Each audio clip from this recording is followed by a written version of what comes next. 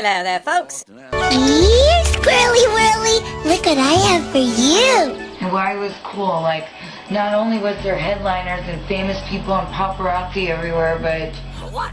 there was a war, there was fights every fucking night. People were getting hurt. There was like brawls on the patio of the Rainbow. There never used to be that glass where cops had to just pull people over and fucking cuff them. We need that again. These people are bitches. Fucking give me war. I'm bored. Fucking entertain me. Dance. Fight for me, little groupies. You're the groupies, you shitty ass cams. Like, what bands do you think are like the main bands right now on the strip who like... Now I have a cute little Squirrely Whirly Dupet and Love and Church and Squeeze. To this day, despite the billions of dollars they paid out in lawsuits, their hundreds of headlines, you're still supposed to go in the darkened booth and tell your deepest erotic thoughts to a guy that might have a poster of Justin Bieber up in the rectory. But now you know why the penance was so lenient all those years in the church. Because you think you're horrifying them with your sins. I eat meat on Friday. I touch myself, impure thoughts. These guys are sitting there like, that's it? Do you have any idea what's going on around here on a daily basis? 10 Hail Marys, 10 Our Fathers. Get out of here, amateur night. What happened? Did your balls drop off? But it's easy to go after religion, of course. Anybody can do that. Religion's under attack. But religions don't help their case. They don't do themselves any favors because every religion preys into the negative stereotype of that particular religion. Catholicism, obviously, maybe we'd like to lose the kneeling for a couple of years until things calm down. I mean, come on.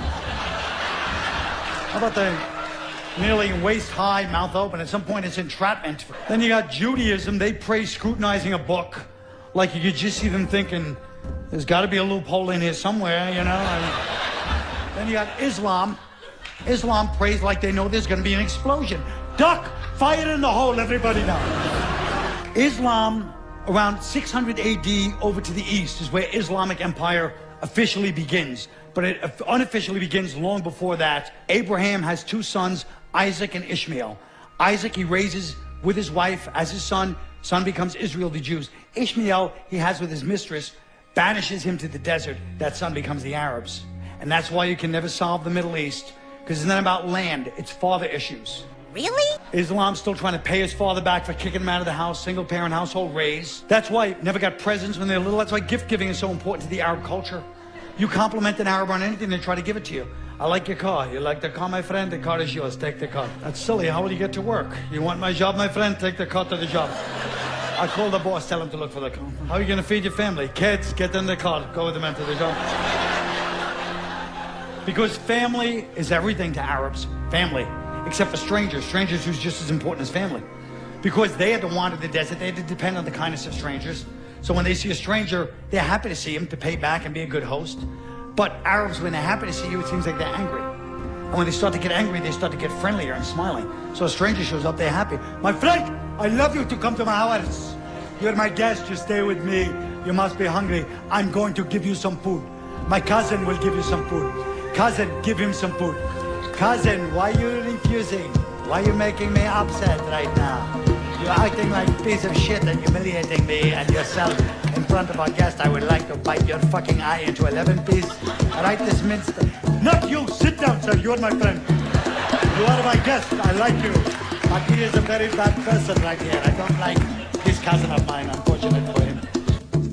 Really? And of course, the strictest religion, you can't show any image of Muhammad or you know what'll happen to you. But apparently the same reverence doesn't apply to the name Muhammad because anybody can be named Muhammad and that's fine. Everybody can be named Muhammad.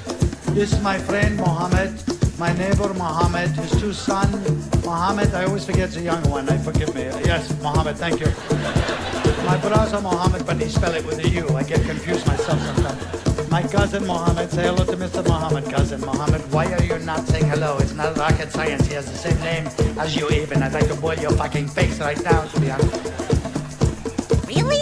And, of course, obsessed with Israel. Every Arab I know thinks about Israel a lot. It's like the guy that broke up with his ex, but he still thinks about it all the time.